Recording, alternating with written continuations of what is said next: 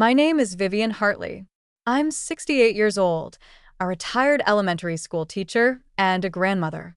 Last Saturday, I stood outside the Farrell Grand Ballroom, holding a carefully wrapped birthday present for my grandson Logan, who had just turned 7. I was not allowed inside. A young security guard, polite but firm, blocked my way with a clipboard in hand. His name tag said Tyler. He didn't meet my eyes when he said, "I'm sorry, ma'am. This event is for immediate family only." I blinked, confused. I'm his grandmother. Logan Hartley is my grandson. "I understand," he said awkwardly. "But your name isn't on the list." Behind him, through the glass doors, I could see children jumping in a massive inflatable castle. Balloons floated along the ceiling. Waiters in black vests carried trays of drinks. It looked like something out of a magazine. Lavish, over the top, and expensive. Clearly, no expense had been spared. I clutched the box in my hands a little tighter. Inside was a remote control helicopter Logan had begged for since spring. I'd saved for 3 months to buy it. I hadn't missed a single birthday since he was born until today. "Can you check with my son, Nathan Hartley? He's Logan's father." Tyler hesitated, then reached for his radio. But before he could speak into it, a familiar click of heels approached. Camille, my daughter-in-law, emerged from the ballroom in a pale blue cocktail dress that probably cost more than my monthly pension. Her makeup was flawless, her smile even more so. "Oh, Vivian," she said in a syrupy voice, tilting her head as if seeing me for the first time. "What a surprise." I swallowed hard. "I came to wish Logan a happy birthday." She stepped forward, her smile never wavering. "Nathan and I decided to keep it very small this year, just close family." I looked past her. 300 guests milled around inside. Neighbors, coworkers, people I didn't even recognize.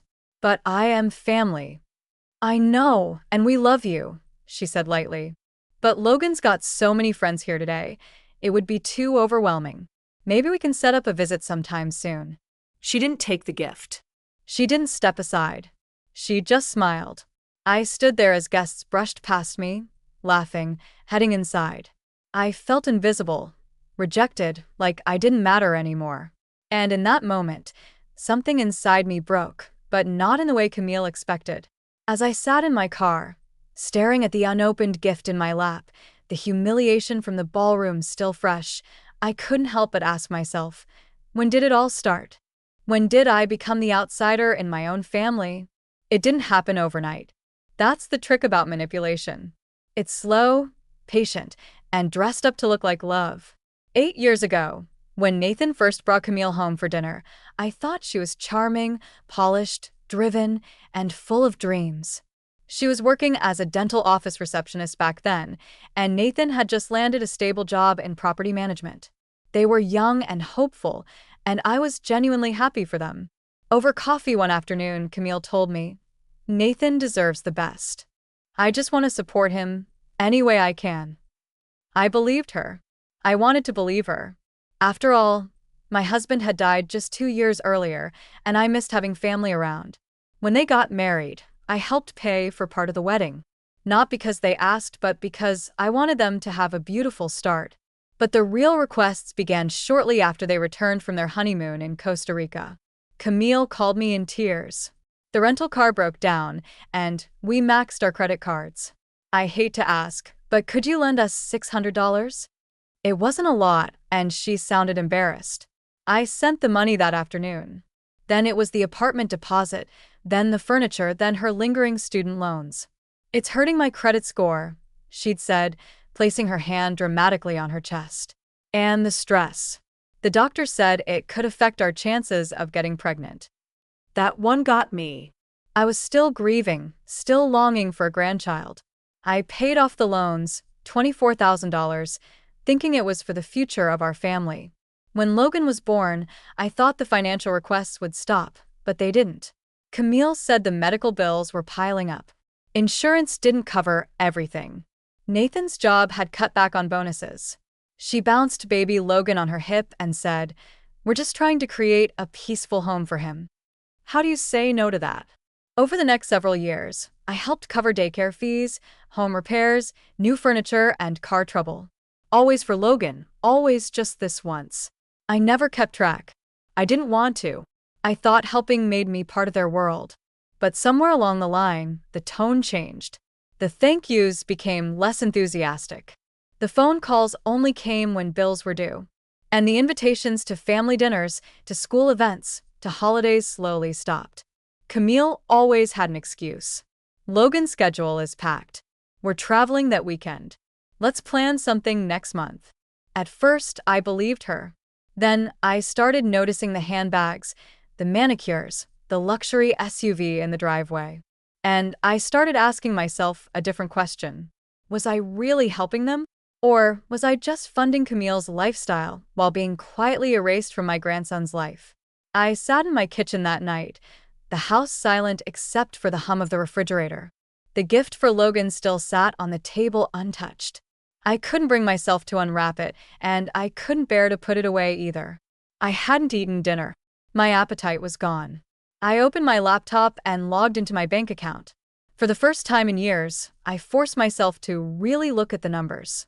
The monthly transfers, the checks I'd written, the so-called emergencies. They all added up in a nauseating pattern. Over the past year alone, I had sent them just over $30,000. All supposedly for Logan's daycare, school activities, clothing, and other needs. But Logan didn't look like a child whose family was struggling. His party had a budget that rivaled some weddings. The balloon arch alone must have cost over $1,000. I picked up the phone and called the only person I trusted with my finances, Janelle Quinn, my banker at First Oak Financial. She had handled my accounts since George passed away and had guided me through the fog of widowhood with remarkable kindness. "Janelle, it's Vivian Hartley," I said quietly. "I need your help." Her voice warmed instantly. "Of course, Vivian, what's going on?" I took a deep breath. "I believe my daughter-in-law has been misusing the money I've been sending and possibly using my financial information for her own credit." There was a pause on the other end. Then, "Can you come in tomorrow? Bring any paperwork you have." The next morning, I walked into the bank with a folder full of printouts and copies. Janelle scanned everything carefully, her face growing more serious with each passing page. "Vivian," she said slowly, "you weren't just supporting their household. Camille has been moving the money into a private account, one that Nathan doesn't even appear to be on." She turned her monitor toward me. It showed transaction histories filled with beauty salons, boutique stores, airline tickets, and interior design services. None of it had anything to do with Logan. Then she said something that made my stomach flip. "She also used your credit profile as a co-signer for a lease on a luxury vehicle. She claimed you were her guarantor. That's identity misuse, at the very least." I felt like I couldn't breathe. Camille had used my name, my trust, to build a life of illusion. She wore my savings like designer perfume and kept me at arm's length while doing it. That night, I couldn't sleep. I sat on the edge of my bed, staring at the moonlit driveway, and made a decision. If they could cut me out of Logan's birthday party, if they could spend my money and call me not family enough, then they needed to learn that I wasn't just some quiet grandmother with a checkbook. I was done being used, and I was done being silent. The next morning, I made the call I'd been avoiding. Nathan picked up on the second ring. "Hey, Mom," he said casually, as if nothing had happened. "Everything okay?" No, Nathan," I said, trying to keep my voice steady. "I'm calling about the party, about what happened." He was quiet for a beat. Then he sighed. "Look, Mom, I know it looked bad. Camille just wanted to keep things simple. It wasn't personal. 300 people is simple now." I asked, my voice sharpening. Coworkers, neighbors, even her Pilates instructor got in, but not me. Camille thought it'd be overwhelming for Logan if too many people were there. "We were planning a smaller celebration for you and him next week." "When exactly were you going to tell me that?" Another pause. We hadn't worked out the details yet. I took a deep breath and pushed forward. "Nathan, how much money do you think I've given you and Camille over the past year?" He sounded genuinely puzzled. "I don't know, a few thousand. You helped with Logan's school and daycare. Try $32,000 just this year. And I have the bank records to prove it." That's not possible. It is, and it's documented. I went to the bank. Every payment I made for Logan's expenses. Camille transferred them to her personal account. She used them to buy handbags and pay for spa treatments. None of it went to your son. Nathan didn't respond right away. I could hear his breathing shift, shallow and fast. You're making a big deal out of nothing, Mom. You gave us that money willingly. I gave it because I believed I was helping my grandson, not because I wanted to fund Camille's fantasy life. That's a betrayal, Nathan. And if you can't admit that, then we have a much bigger problem. His tone changed. Defensive. Cold. You're overreacting. Camille's under a lot of pressure. She's trying to present a good image for my career. That doesn't give her the right to steal from me. No one stole anything.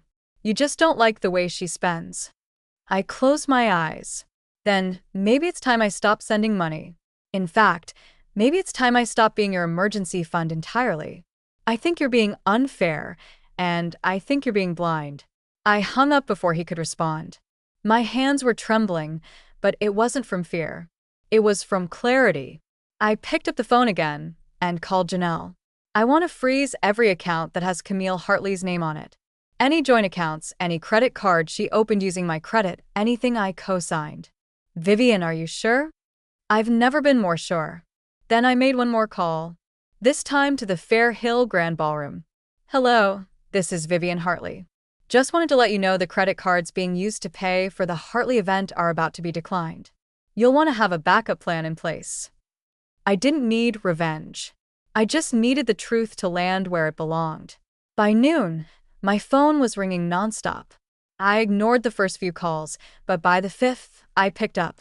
Camille's voice came through sharp and frantic. What did you do, Vivian? My card was declined in front of everyone. The venue threatened to shut down the party. The caterer wants cash. Do you have any idea how humiliating that was? I leaned back in my chair and said calmly, You mean like being told I wasn't family enough to attend my own grandson's birthday? That was different. No, Camille. It wasn't. You embarrassed me in front of hundreds of people. And you've been quietly erasing me from Logan's life for years. I think we're past talking about embarrassment. You're being petty and vindictive. No, I'm being responsible for the first time in years. I hung up without waiting for her next excuse. The next day, I met with my attorney, Marcia Levine.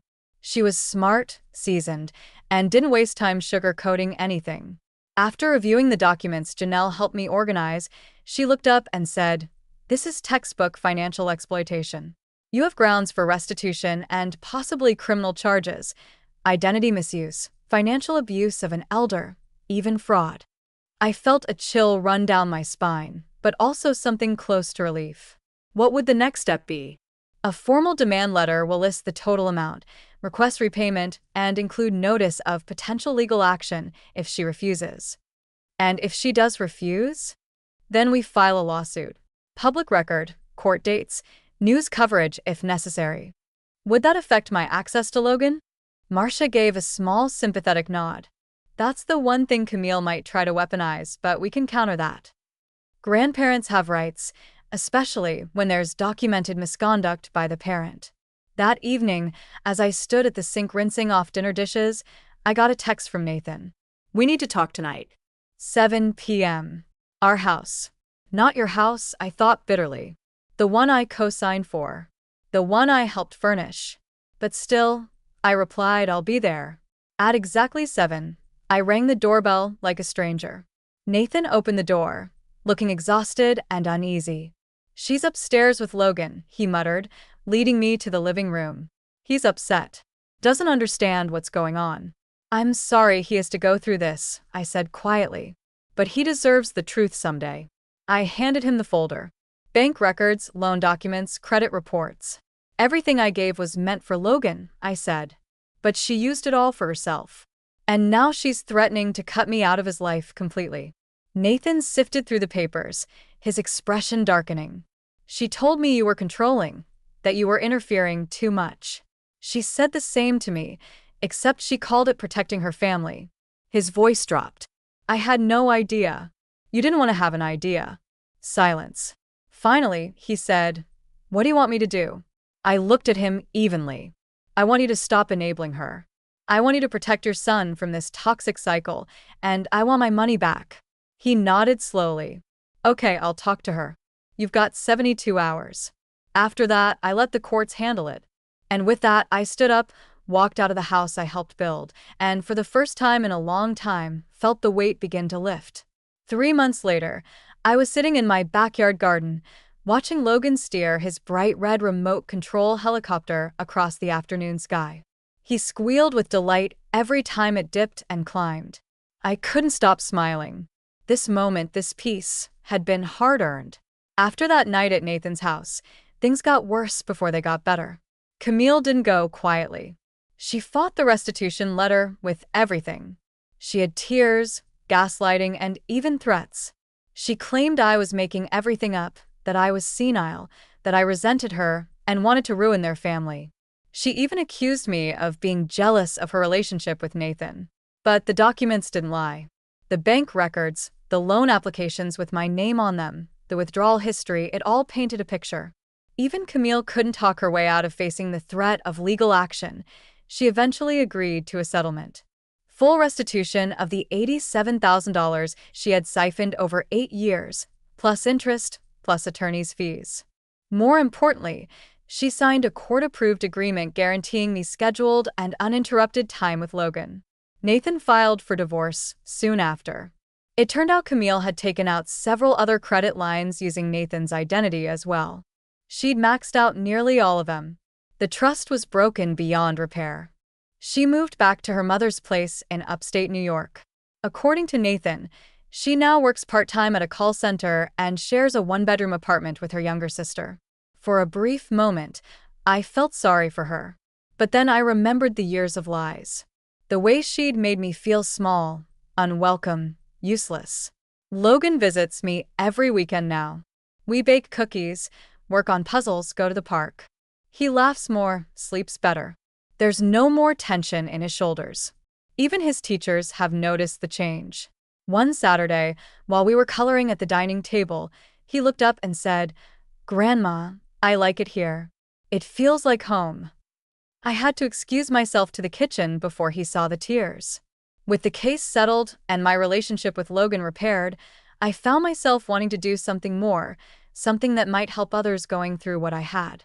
So, I started a small group at the local library, a monthly meeting for grandparents and retirees dealing with financial abuse or emotional neglect from family. The stories I heard broke my heart. Women and men taken advantage of by their own children, manipulated with guilt and promises, only to be discarded once the money ran dry. But there was also strength in that room. People reclaiming their boundaries, learning their rights, helping each other heal. At one meeting, a woman named Frances said, "I always thought saying no made me selfish.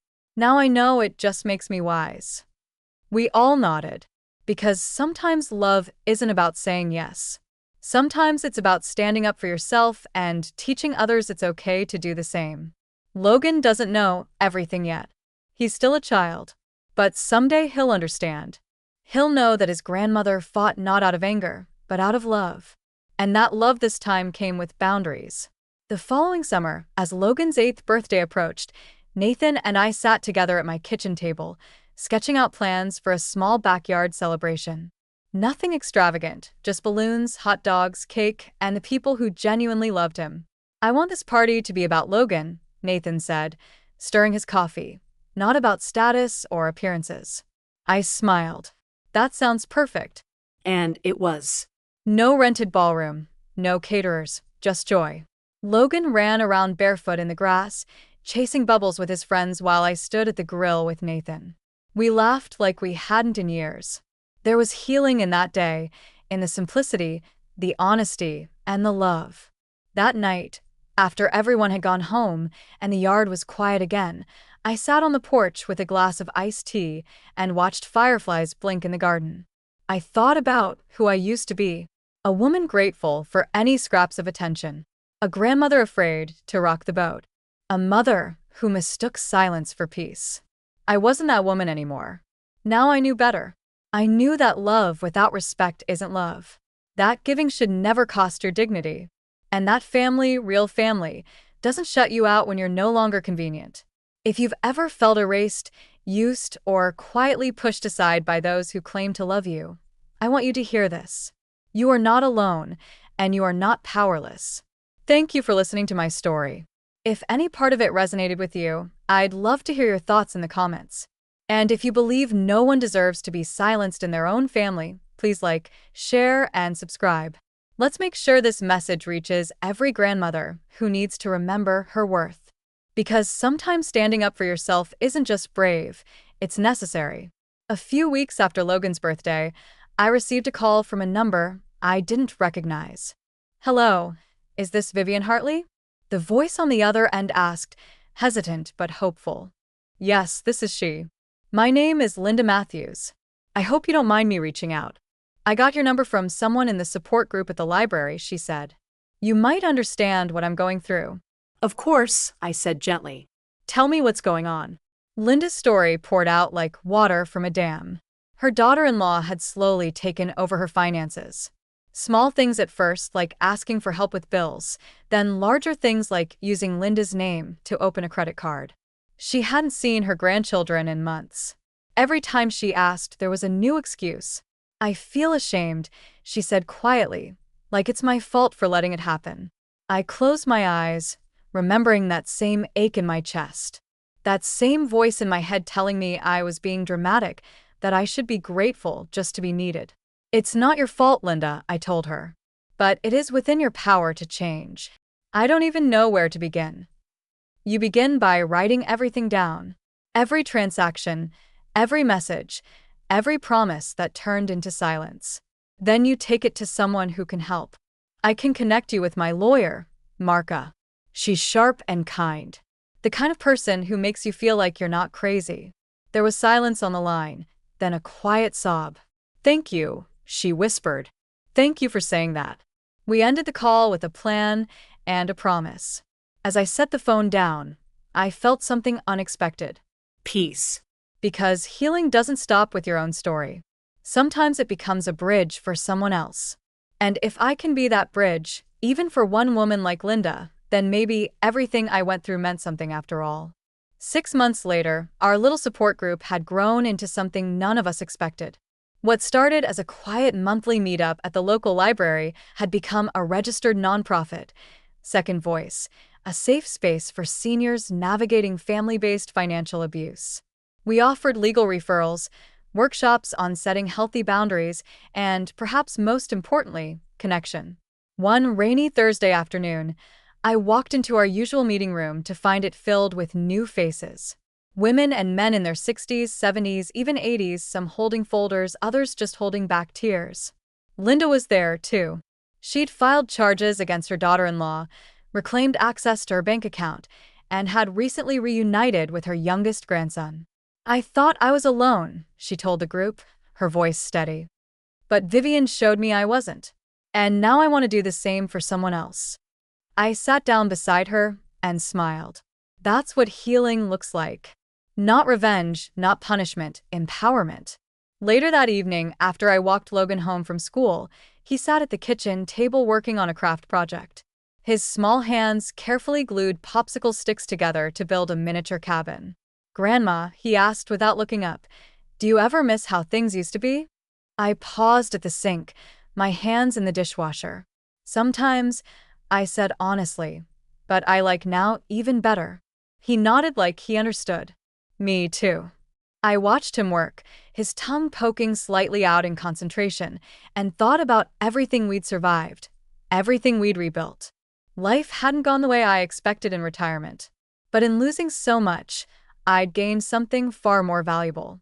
My voice, my self-respect, and a second chance to love and be loved on my own terms.